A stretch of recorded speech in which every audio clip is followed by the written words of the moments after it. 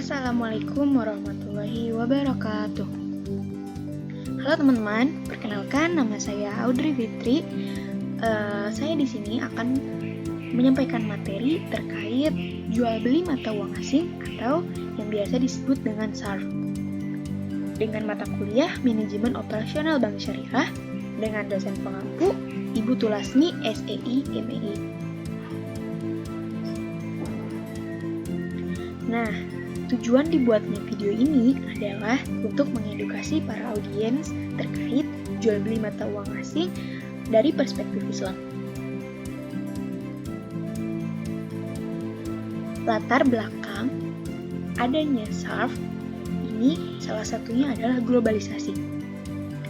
Karena globalisasi ini sukses membuat dunia ini mengalami kemajuan dalam segala bidang, terutama dalam hal teknologi informasi, sehingga berdampak pada sektor perekonomian antar negara. Sektor itu yang saling berkaitan dan tidak hanya terbatas pada perekonomian negaranya sendiri. Namun, globalisasi ini menyebabkan terhubungnya perekonomian secara global, khususnya dalam bidang perdagangan internasional. Transfer dari konversi mata uang dari satu negara ke negara lain merupakan bagian dari kegiatan perdagangan internasional. Hal tersebut disebabkan karena setiap negara itu mempunyai wewenang untuk menentukan mata uang yang digunakan dan nilai kursnya, atau yang disebut dengan nilai tukar mata uang suatu negara dengan negara lain.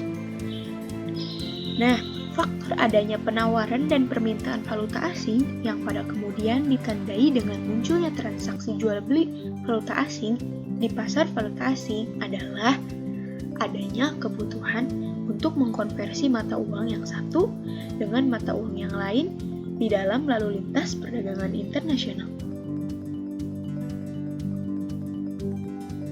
Oke, sebelum kita lebih jauh membahas valuta asing, alangkah baiknya kita mengetahui dulu pengertian valuta asing.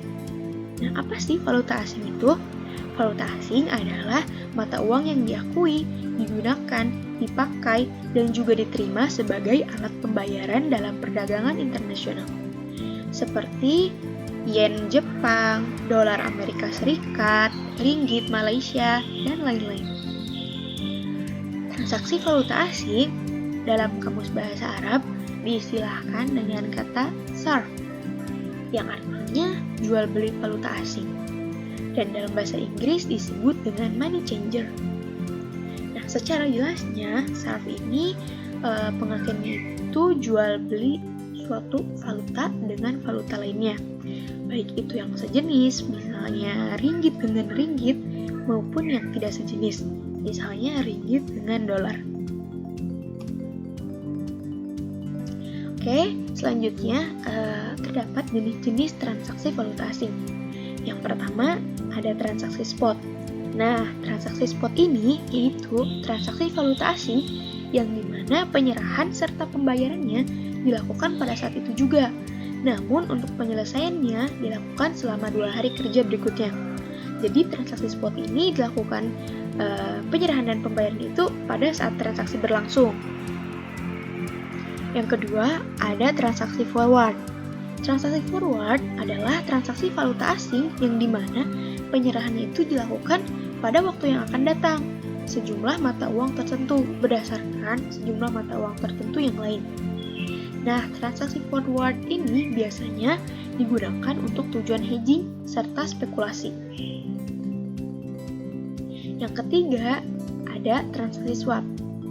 Transaksi swap yaitu transaksi di mana pembelian dan penjualan dilakukan secara bersamaan dengan sejumlah tertentu mata uang dengan 2 tanggal valuta penyerahan yang berbeda. Yang keempat, terdapat transaksi opsi, yaitu sebuah kontrak untuk memperoleh hak dalam hal membeli atau hak untuk menjual yang tidak harus dilakukan atas sejumlah unit valuta asing pada harga dan jangka waktu tertentu. Oke, kita akan membahas transaksi valuta asing berdasarkan hukum Islam. Nah, praktek jual beli SARF atau jual beli valuta asing diperbolehkan dalam Islam karena berlandaskan pada firman Allah surat Al-Baqarah ayat 275 yang berbunyi, dan Allah telah menghalalkan jual beli dan mengharamkan riba. Serta ada pula hadis Nabi riwayat Al-Baihaqi dan Ibnu Majah dari Abu Sa'id Al-Khudri, Rasulullah Shallallahu Alaihi Wasallam bersabda, sesungguhnya jual beli itu hanya boleh dilakukan atas dasar kerelaan antara kedua belah pihak.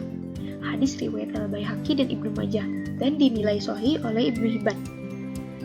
Dari hadis di atas dan beberapa hadis lainnya yang berkenaan dengan sarf itu hukumnya boleh apabila dilakukan oleh kedua belah pihak yang sama-sama sukarela dan dilakukan secara tunai, serta tidak adanya penambahan di antara suatu barang yang sejenis. Karena hal tersebut termasuk ke dalam kategori riba fadl, yang jelas hukumnya haram dalam Islam.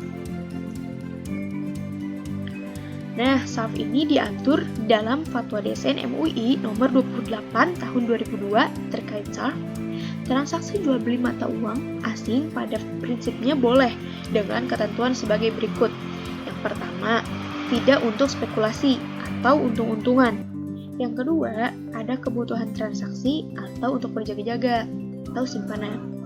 Yang ketiga, jika transaksi dilakukan terhadap mata uang sejenis, maka nilainya harus sama dan secara tunai atau at-takabut.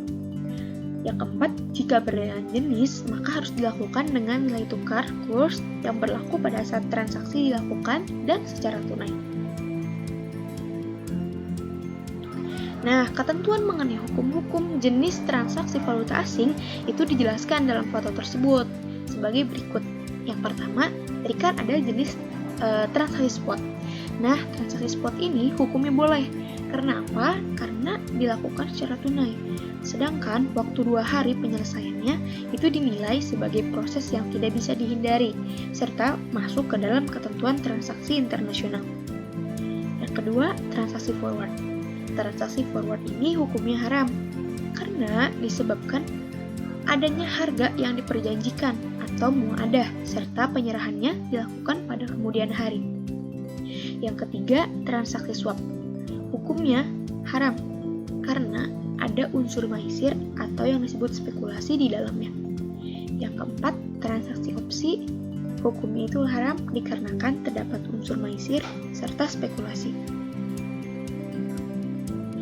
Oke, kesimpulan dari materi jual beli mata uang asing atau sarf ini dapat ditarik kesimpulan bahwa dari beberapa jenis tipe transaksi valuta asing di pasar valuta asing hanya satu tipe yang diperbolehkan, yaitu transaksi spot. Sedangkan untuk 3 transaksi lainnya seperti forward, swap, dan option tidak diperbolehkan karena tidak dilakukan secara tunai serta mengandung unsur maisir atau spekulasi. Nah, diharuskannya tunai dalam sarf ini tidak terlepas dari tujuan agar menghindari unsur gharar yang terdapat dalam riba fadl. Oke, sekian penyampaian materi yang bisa saya sampaikan hari ini. Kurang lebihnya saya mohon maaf. Kekurangan datanya dari saya dan kelebihan datanya dari Allah. Terima kasih telah menonton video ini, semoga bermanfaat. Wassalamualaikum warahmatullahi wabarakatuh.